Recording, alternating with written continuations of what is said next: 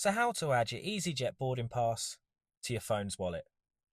So to add your EasyJet boarding pass to your Apple or iPhone wallet, it's very simple. So first things first, you're going to want to open up the EasyJet app, make sure you're logged in, and it should bring you to this page here. And right where the arrow is pointing on screen, it should display your upcoming flight details. So as you can see in our example, we've got a flight from Luton to Malaga. Now before anything else, you're obviously going to need to check in.